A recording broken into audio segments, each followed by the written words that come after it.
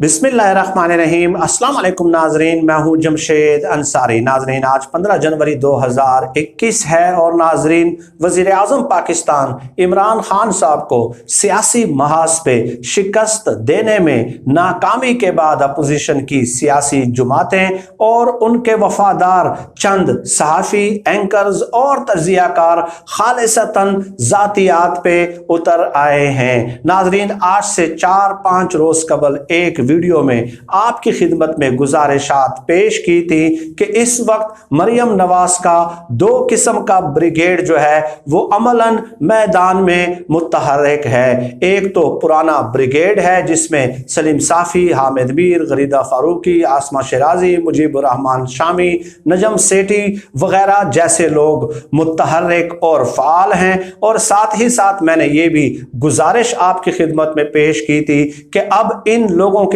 تبصروں پہ، تجزیوں پہ اور ان کی جانب سے دی گئی پیش گوئیوں پہ پاکستانی عوام اعتبار کرنے کے لیے تیار نہیں ہے۔ چنانچہ مریم نواز نے ایک نیا بریگیڈ جو ہے وہ میدان میں اتار دیا ہے اور وہ انتہائی بد تہذیبی پہ مبنی غیر اخلاقی قسم کے تجزیے کرتے ہوئے نظر آتے ہیں۔ ناظرین مریم نواز نے جو میدان سیاست میں نئے گھڑ سوار اتارے ہیں ان میں سے ایک صحافی ہیں جن کا دعویٰ ہے کہ وہ گزشتہ 30-40 سالوں سے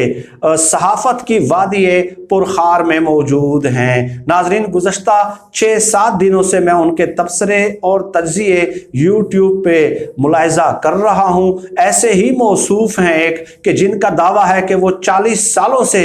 شعبہ صحافت سے وابستہ ہیں۔ ان کا تجزیہ میں نے سنا، انہوں نے عمران خان صاحب پہ ذاتی حملے کیے اور خالصتاً ذاتی معاملات کو انہوں نے موضوع بحث بنایا۔ ان کے تجزیے کے چند نکات میں آج آپ کی خدمت میں پیش کرنا ضروری سمجھتا ہوں اور اس کے بعد ڈیفینیٹلی اس پہ میں اپنا تبصرہ اور تجزیہ بھی دوں گا۔ ناظرین وہ موصوف کہتے ہیں کہ عمران خان صاحب کی بنی گالہ کی گھر کی دیواروں پہ گوشت کے چند ٹکڑے موجود ہوتے ہیں اور ان گوشت کے ٹکڑوں پہ دن کے اوقات میں روحانی عملیات کیے جاتے ہیں اور رات کے وقت میں گوشت کے وہ ٹکڑے جو ہیں وہ جنوں کی خوراک بن جاتے ہیں۔ اس کے علاوہ وہ کہتے ہیں کہ عمران خان صاحب کو واضح طور پہ بتا دیا گیا ہے کہ آپ نے اس لاش کے قریب نہیں جانا جو تاحال دفن نہیں کی گئی، کیونکہ اگر آپ اس لاش کے قریب جائیں گے تو وہاں بھٹکتی ہوئی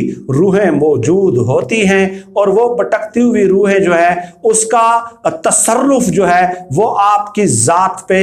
آپ کی ذات میں ہو سکتا ہے، آپ کی نفسیات پہ اس کے اثرات مرتب ہو سکتے ہیں۔ اس کے علاوہ آگے چلتے ہوئے وہ کہتے ہیں کہ جنوری اور فروری کے مہینے میں عمران خان صاحب کو خاص طور پر ہدایات کی گئی ہیں کہ آپ نے سمندروں کے اوپر سے اور پہاڑوں کے اوپر سے سفر نہیں کرنا، اس سے آپ کے اقتدار کو جو ہے وہ خطرات لاحق ہو سکتے ہیں۔ ناظرین کافی من گھڑت باتیں جو ہیں اپنی ذہنی اختراع سے وضع کر کے اس موصوف نے جو ہے اپنے یوٹیوب چینل پہ اپنے ویڈیو میں جو ہے ڈالنے کی کوشش کی ہے، تو میں ان کے 2 پہلوؤں پہ آج کی اس ویڈیو میں جو ہے بات کرنا ضروری سمجھتا ہوں۔ ایک تو جو اس موصوف نے کہا کہ عمران خان صاحب کو کہا گیا ہے کہ آپ لاش کے قریب جائیں گے تو بھٹکتی ہوئی روحوں کا تصرف ہو سکتا ہے آپ کے ذات پہ۔ تو ناظرین اس قسم کے تجزیے دینے کا کیا مقصد ہو سکتا ہے؟ آپ ایک شخص کے بغض، تعصب اور عناد میں اس قدر آگے چلے گئے ہیں کہ اگر اس قسم کے تجزیے ہمارے بچے سنیں گے، ہمارے گھر کی خواتین سنیں گی تو ان کے ذہن پہ اس قسم کے تجزیوں کے کیا اثرات مرتب ہوں گے، ان کے افکار پہ، ان کے خیالات پہ، ان کے نظریات پہ، ان کے عقائد پہ آپ تصور بھی نہیں کر سکتے کہ اس قسم کے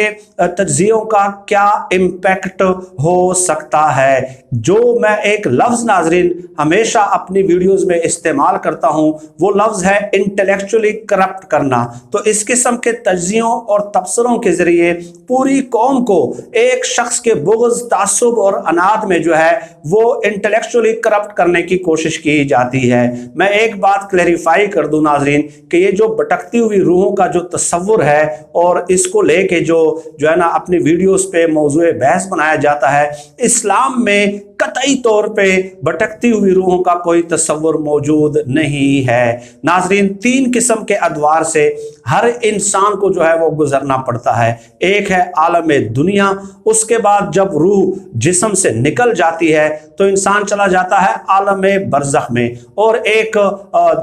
قیامت کا دن ہوگا۔ تو یہ تین ادوار ہیں جس سے ہر انسان نے گزرنا ہے۔ مرنے کے بعد سے لے کے قیامت کے دن تک جو دور ہے اور انسانی روح اور انسانی جسم جن مراحل سے گزرتا ہے مرنے کے بعد سے لے کے قیامت کے دن تک، اسے کہا جاتا ہے عالم برزخ میں۔ ناظرین، 1400 سال کے علماء کی کتابیں آپ جو ہے نا آپ مطالعہ کر لیں، جو مستند علماء گزرے ہیں گزشتہ 1400 سالوں میں، ان تمام مستند علماء کا اس بات پہ اتفاق ہے کہ روحوں کا جو مسکن ہے مرنے کے بعد، جو نیک لوگوں کی ارواح ہوتی ہیں، ان کا مسکن ان کا مقام جو ہے وہ ہے علیین، اور جو برے لوگوں کی روحیں ہوتی ہیں وہ مرنے کے بعد چلی جاتی ہیں، ان کا مسکن جو ہوتا ہے وہ ہوتا ہے سجین۔ اور علیین کے بارے میں علماء کہتے ہیں کہ وہ جو روح جو علیین میں موجود ہے وہ جنت کے تمام نعمتوں سے جو ہیں وہ منور ہو رہی ہوتی ہیں، تمام نعمتوں سے وہ سرفراز ہو رہی ہوتی ہیں۔ تو ان ارواح کو کیا ضرورت ہے کہ وہ جنت کے نعمتوں کو جو ہے نا الوداع کہہ کے دوبارہ سے وہ دنیا میں آنا چاہیں؟ تو اسی طرح یہی احوال جو ہے وہ سجین کے بارے میں ہے کہ وہاں پہ ان کی پہرہ داری کی جاتی ہے باقاعدہ فرشتوں کی جانب سے۔ تو یہ اغلاط العوام ہے، یہ توہمات ہے، توہم پرستی پہ مبنی ایک تجزیہ ہے جو عمران خان صاحب کی ذات سے منسوب کیا جا رہا ہے۔ اور اس کے علاوہ ناظرین یہ بات کرنا کہ ایک طرف تو ان لوگوں کا دعویٰ یہ ہے کہ عمران خان صاحب کی جو اہلیاں ہیں وہ روحانی عملیات کرتی رہتی ہیں۔ تو جب آپ یہ دعویٰ کرتے ہیں کہ وہ روحانی عملیات کرتی رہتی ہیں اور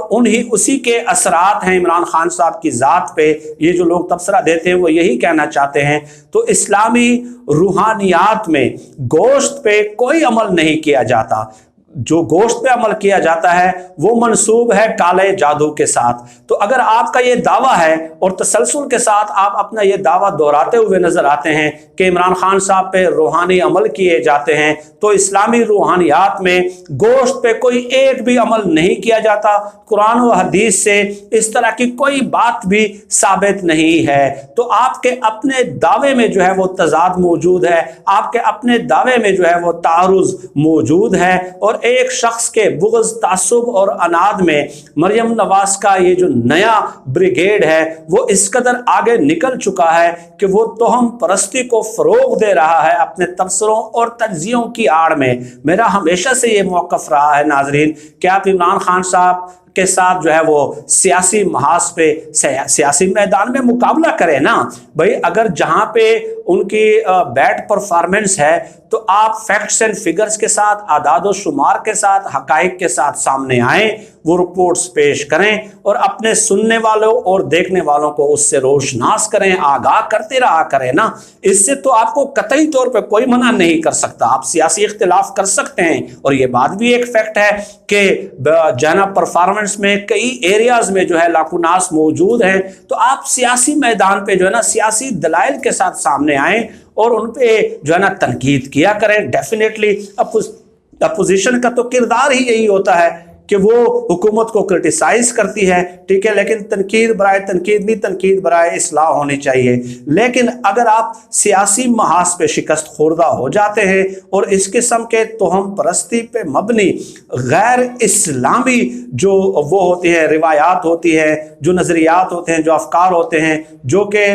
ہندوؤں کے عقائد ہیں، آپ اس کو ہمارے معاشرے میں فروغ دینا چاہیں تو میرے خیال میں یہ بہت ہی افسوسناک بات ہے، بہت ہی افسوسناک ٹرینڈ ہے، اور اس قسم کے تبصروں اور تجزیوں سے گریز کرنا چاہیے۔ آج کی اس ویڈیو میں ناظرین اتنا ہی۔